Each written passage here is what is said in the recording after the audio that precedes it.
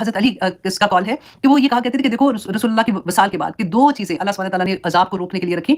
ایک تو رسول اللہ صلی اللہ علیہ وسلم جب وہ وصال کر گئے تو وہ تو نہیں ہے تمہارے اندر, لیکن سیکنڈ چیز کیا تھی؟ استغفار تھا.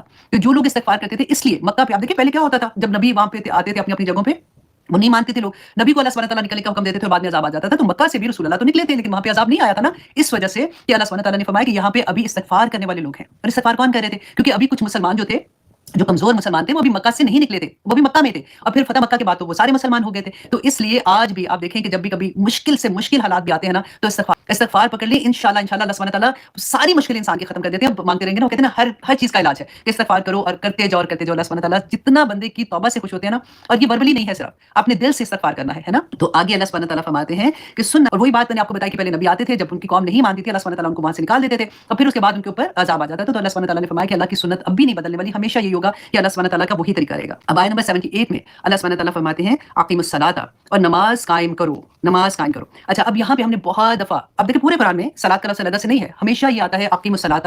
تو اس کے بارے میں ہم تھوڑا سا آج پہلے دیکھیں کہ کیونکہ نماز تو ہماری زندگی کا صبح شام کا کام ہے نا, تو نماز کے بارے میں کیا حکم ہے. دیکھیں جب اقیم الصلاۃ, نماز قائم کرو, نماز قائم کرو کیا ہے, اور ہم صلاۃ کو جب نماز کہتے ہیں, کیونکہ ترجمہ جو کرتے ہیں ہم نے اپنی سمجھ انڈرسٹینڈ کرنے کے لیے, جب اس کو نماز کا ترجمہ کرتے ہیں نا, وہاں پہ گڑبڑ ہو گئی. کیونکہ دیکھیں نماز جو ہے نا, یہ عربی کا لفظ نہیں ہے, یہ فارسی کا لفظ ہے. اور ہوتا کیا تھا کہ جو آگ کی پوجا کرنے والے تھے نا, وہ لوگ کیا کرتے تھے کہ آگ جلاتے تھے, اس کے ارد گرد بیٹھ جاتے تھے, اور پھر وہ کچھ کلمات بولتے تھے, مطلب پڑھتے تھے, تو اس کو وہ نماز کہتے تھے. آتش پرست جو تھے نا, ان کی نماز یہ ہوتی تھی کہ وہ آگ کی پوجا کرتے تھے, آگ جلاتے تھے, اس کے پاس بیٹھ کے وہ کلمات بولتے تھے. اب کیونکہ صلاۃ کا ترجمہ نماز ہوا, تو نماز کے ساتھ وہ ورڈ آ گیا نماز پڑھنے کا, ٹھیک ہے, کیونکہ وہ بھی ورڈ بولتے تھے نا, پڑھتے تھے, تو نماز پڑھنے کا لفظ آ گیا, جس کی وجہ سے کنفیوژن ہمیشہ سے یہ رہ گئی کہ ہم نے نماز پڑھنی ہے.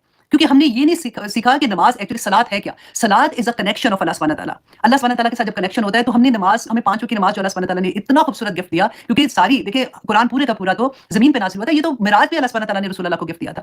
صلاۃ میں اصل میں کیا ہے, آپ اس کو اس طرح سے سمجھیں کہ ایک ہوتا ہے اقرار باللسان, ٹھیک ہے, اور ایک ہے تصدیق بالقلب. یہ دو. اچھا, اقرار باللسان کیا ہوتا ہے, ہم نے زبان سے کہہ دیا, ٹھیک ہے, زبان سے جو بھی بات ہوئی ہم نے کہی, اور تصدیق بالقلب کیا ہے کہ دل کی گہرائیوں سے اس بات کو انڈرسٹینڈ کر کے ہم نے وہ بات کہی.